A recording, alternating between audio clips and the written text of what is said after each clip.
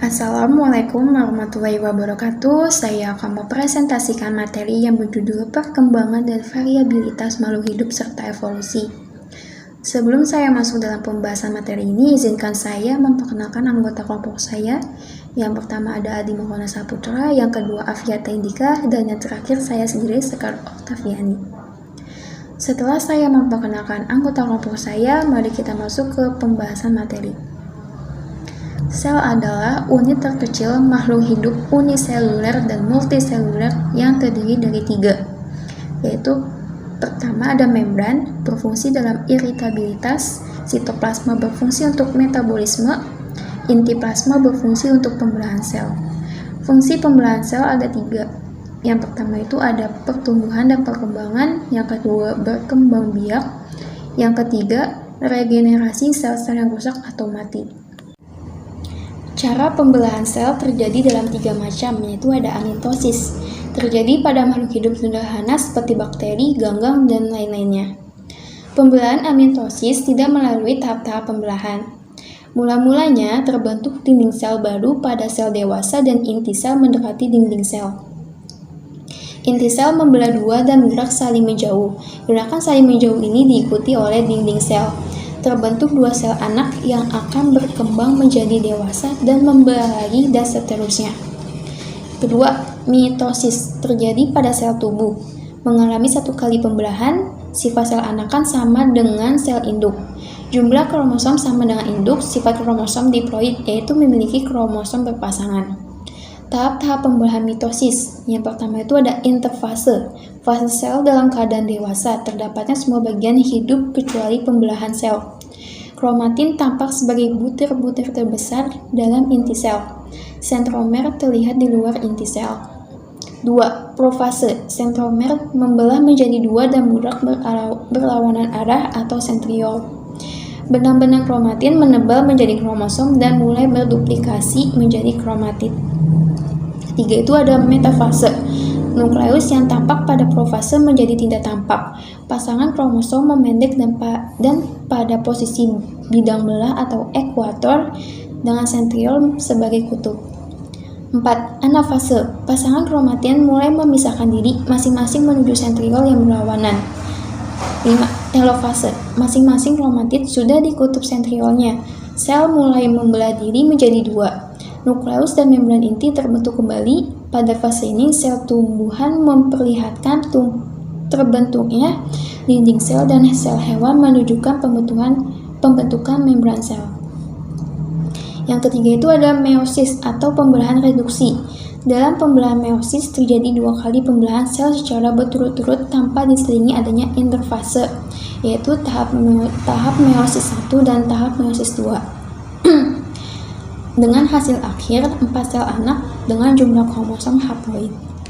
Pada pembelahan meiosis terjadi pengurangan jumlah kromosom. Pengurangan kromosom terjadi pembagian kromosom dari sel induk ke sel anakan sehingga jumlah kromosom pada sel anakan setengah dari jumlah sel induk. Perkembangbiakan aseksual dan seksual. Yang pertama itu ada aseksual atau vegetatif. Beberapa jenis hewan juga mampu melakukan reproduksi aseksual yang dapat terjadi secara partenogenesis, di mana telur dapat dibuahi tanpa melalui persetubuhan. Yang kedua itu ada seksual atau generatif. Dapat terjadi karena hewan memiliki gamet atau sel reproduktif yang mengalami meiosis dan menghasilkan sel dengan setengah jumlah kromosom, yaitu spermatozoa pada jantan dan ovum pada betina. Kedua sel tersebut dapat menyatu membentuk zigot untuk membentuk individu baru. Mohona Saputra ingin menjelaskan asal mula kehidupan di bumi dan pendapat tentang asal mula kehidupan di bumi. Sejarah perkembangan makhluk hidup di bumi berdasarkan sejarah melalui penelitian geologi, penelitian tentang lapisan kulit bumi berjuta-juta tahun yang lalu, dijelaskan perkembangan makhluk hidup dan lingkungannya dari awal terbentuknya permukaan bumi. Munculnya makhluk-makhluk kecil, mikroorganisme seperti protozoa yang kemudian berkembang menjadi makhluk yang lebih kompleks, dan kemudian muncullah makhluk-makhluk raksasa dan muncul makhluk lainnya seperti serangga, reptil, ikan, mamalia, dan sebagainya. Perkembangan makhluk hidup di bumi dapat dijelaskan dengan pembagian zaman berdasarkan geologi. Yang pertama, zaman Archaikum atau Azoikum, zaman tertua. Zaman tersebut kurang lebih 2.500 juta tahun, bumi masih terbentuk bola pijar berputar pada porosnya. Suhu udara panas, iklim dan cuaca tidak stabil dan belum ada tanda-tanda kehidupan. Yang kedua, zaman Paleozoikum, zaman kehidupan tertua. Zaman tersebut kurang lebih 340 juta tahun, iklim dan cuaca masih berubah-ubah. Curah hujan sangat tinggi, keadaan lingkungan di bumi belum stabil. Hujan yang terus-menerus membanjiri permukaan bumi yang panas, mendinginkan dan membentuk genangan air. Pada zaman ini, mulai muncul tanda-tanda kehidupan dengan munculnya makhluk pertama di bumi. Makhluk bersel satu, mikroorganisme seperti protozoa, dan berkembang hewan yang tidak bertulang punggung seperti jenis ikan dan jenis ganggang atau rumputan. Sebagai bukti ditemukannya fosil, hewan dan tumbuhan yang berusia berjuta-juta tahun. Asal mula kehidupan di bumi. Sebelum abad ke-17, para ahli berpendapat bahwa makhluk hidup terjadi dengan sendirinya dari makhluk tak hidup. Generasi seperti spontanea atau abiogenesis. Pembentukan spontanea adalah sebuah bentuk pemikiran tentang pembentukan organisme kehidupan tanpa diturunkan dari organisme serupa. Contohnya, kecebong berasal dari lumpur, ulat berasal dari bangkai, cacing dari tanah, bahkan gandum dapat menjadi tikus dalam satu malam. Teori abiogenesis atau generatio spontanea. Tokoh teori ini adalah Aristoteles.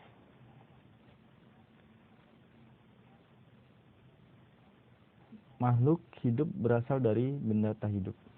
Ikan dan katak dari lumpur, cacing berasal dari tanah, jerami yang direndam, sampai mikroba. Tokoh abiogenesis yang lain adalah John Needham, seorang berkebangsaan Inggris.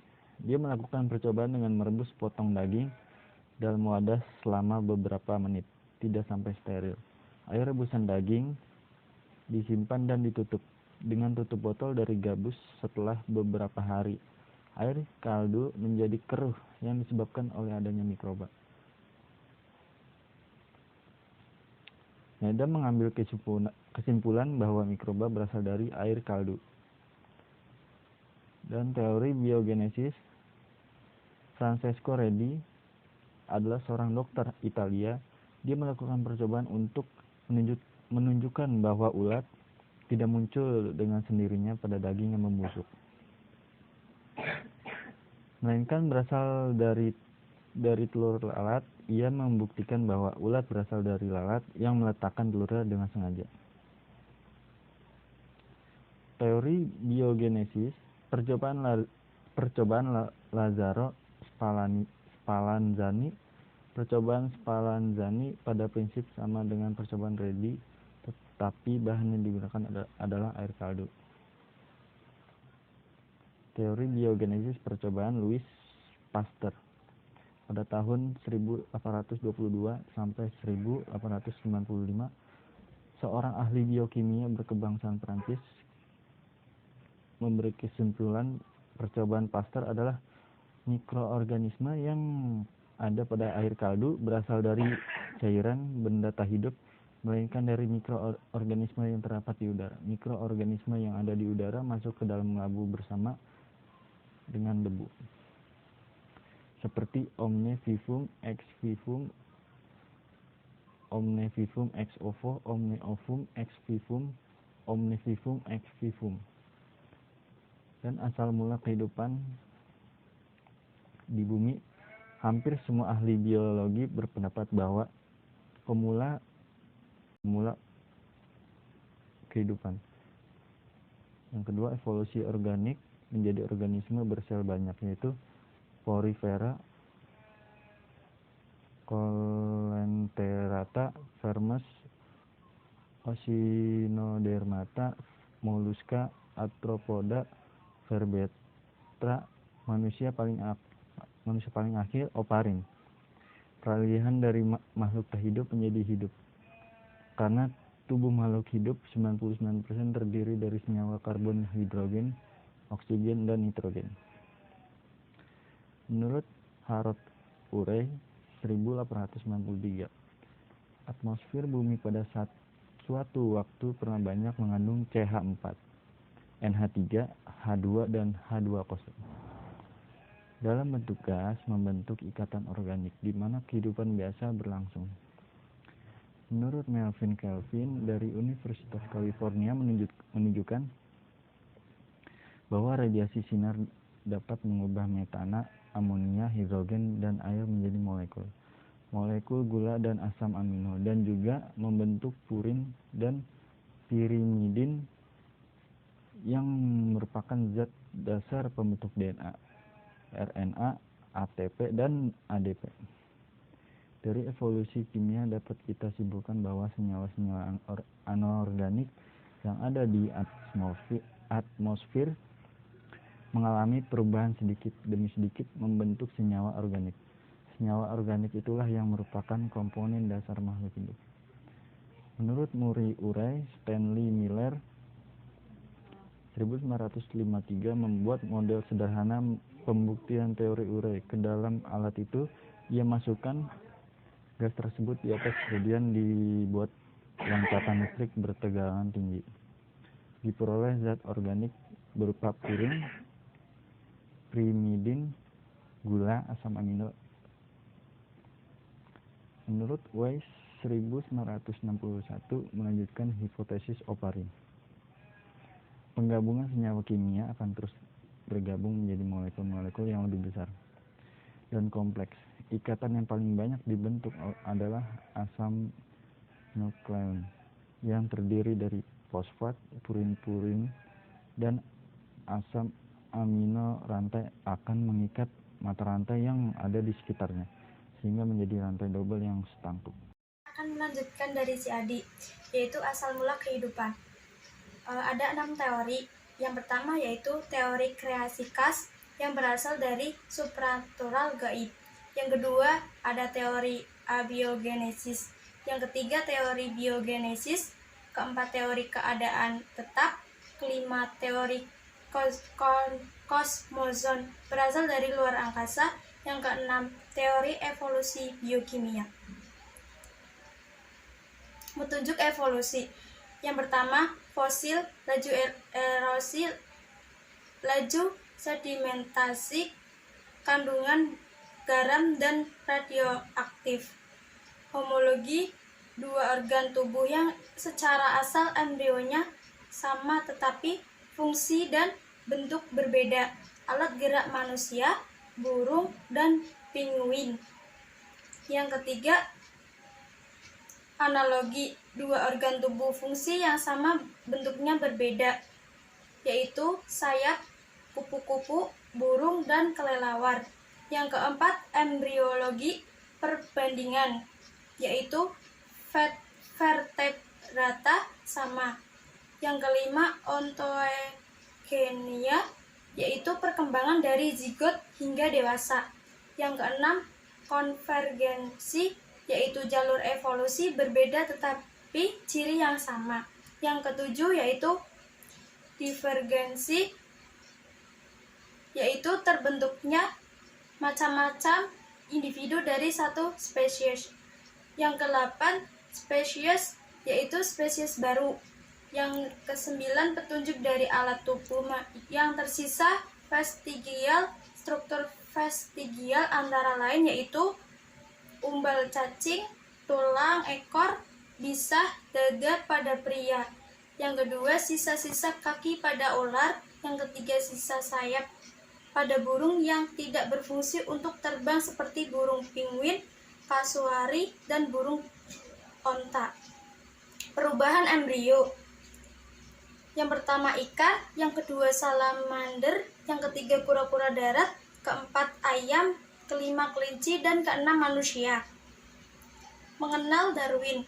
Charles Robert Darwin adalah ilmuwan besar, satu dari 100 tokoh terkemuka versi Michael Hart. Darwin populer dengan teori evolusi yang ia tulis dalam buku The Origins of Species. Ia dilahirkan di kota Salisbury, Shropshire, Inggris 12 Desember 1809 dan meninggal di Down, Kent, Inggris 19 April 1882. Pada umur 72 tahun, ia dianggap sebagai pelopor ilmu biologi modern melalui temuan, penelitian, dan karya-karyanya.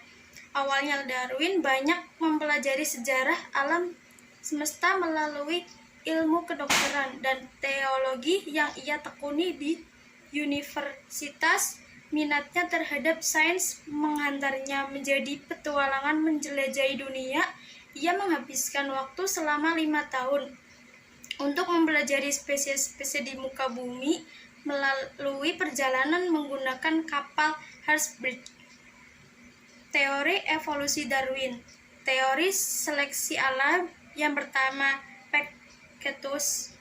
Teori evolusi ialah Charles Darwin dengan buku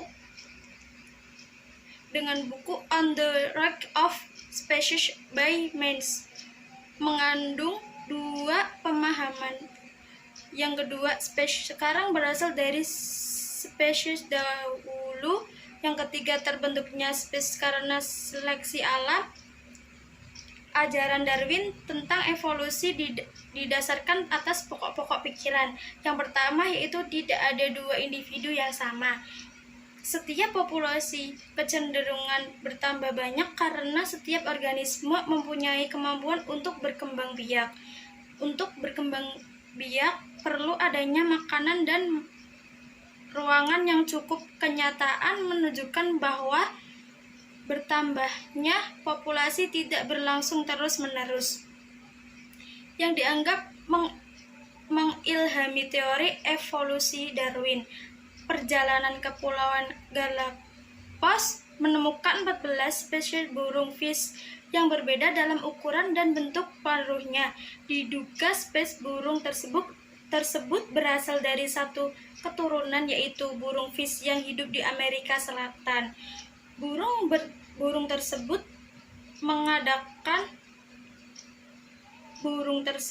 mengadakan migrasi Kepulauan Galapagos dan menemukan lingkungan baru yang berbeda dengan lingkungan hidup nenek moyang.